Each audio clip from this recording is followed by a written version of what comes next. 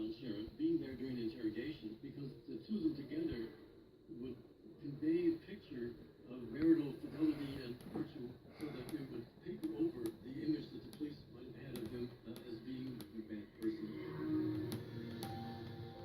He faces up to 5 years behind bars, but the church rallies behind him. The pastor of the church, he forgives sin.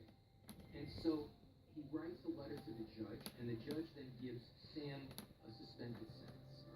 It's a felony conviction, but it's a suspended sentence. The congregation was very supportive of him, and in fact recommended that his sentence be reduced and that he receive counseling. So he goes to therapy for as long as it's mandated, and then at a certain point he stops. And that's it. See, Sam doesn't think he's got any problems.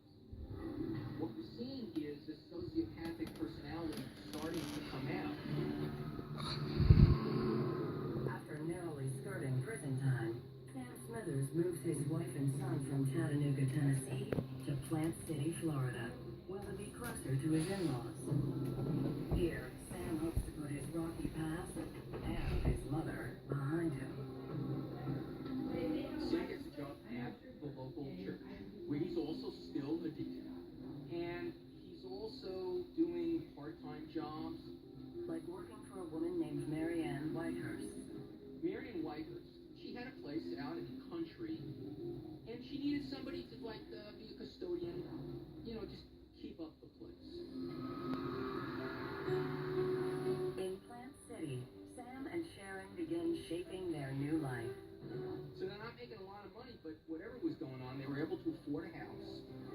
Finally, they're out from under Linny Smithers' roof. But even so many miles from home, she still has a way of wreaking mental havoc on her submissive son. Samuel, this place is topsy-turvy. This table, that doesn't belong over there, it belongs there. As soon as they have their own place, Lenny comes over, and she starts redoing everything. She pushes this over here, she pushes this over there. It was going to be the way that she wanted. So when Sharon would say to Sam, look, how can you let your mother do this? He would just shake his head and say, it's my mother. She walks all over you. You need to stand up. Doesn't bother me. I thought this was going to be our house. I don't want to talk about this. Sam. I don't want to fight. Sam. Sam. He was never violent. He hated voices being raised because that's what Lenny and his dad did. He was a terrific father. But as far as what he was doing as a husband, that's a whole other thing. Because under the placid surface, there are demons that Sam has tried to suppress since childhood. And as years turn to decades, those demons have found their wicked outlet. He lived two lives. He lived the one life where he was married, very involved in his church. He was the deacon in the community. The other life he lived was that he had a habit of soliciting prostitutes in that area. You could see on the back of his truck, he had the words, one of the bad boys. All the women knew of his truck.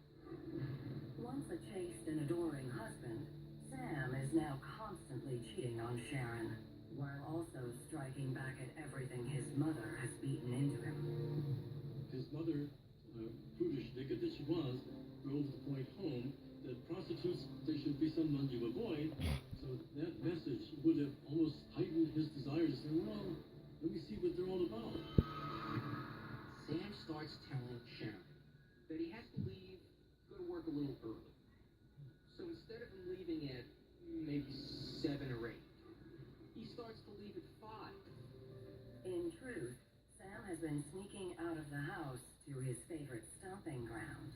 He will troll for prostitutes on Hillsborough Avenue at 5, 6, 7 o'clock in the morning, and then he'd go to work, and then he'll go home, 6:30, have dinner, watch TV, wife falls asleep, he goes out, gets another hooker. And this goes on for quite some time.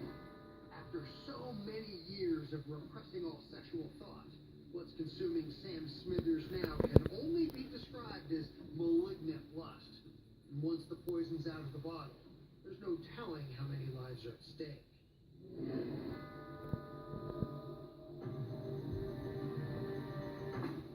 He was secret prostitutes, but he would also be contemptuous of them along the lines of his mother's admonitions. He would do things that were off the usual book, what one does in the way of foreplay. He would be rougher than usual. Who would ever think this deacon and family man has such a nasty pastime? Certainly not the powers that be at First Baptist Church. The church elders have just asked Sam to count for female offenders for community service. Someone's been a naughty girl here. Yes, sir. What do you mean, God told me, sir? It's Sam. I like the sound of that coming out of her mouth. It's like putting a lion in charge of the sheep.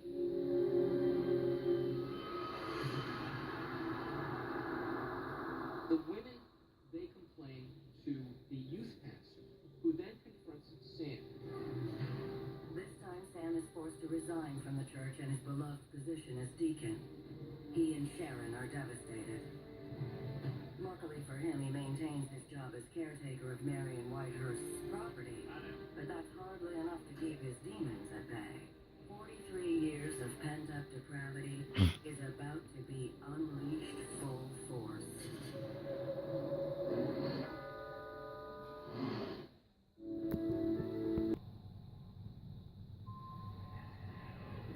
Today on All Over 6 Degrees of Murder, a beautiful flight attendant is killed. It was a pretty horrific scene. Movie stars with her suspicious boyfriend. She found what creepy was to move on to her angry ex. His relationship with Karen was sometimes violent. But in the end, will Karen herself point them to a more startling connection? There was a dying declaration next to the body.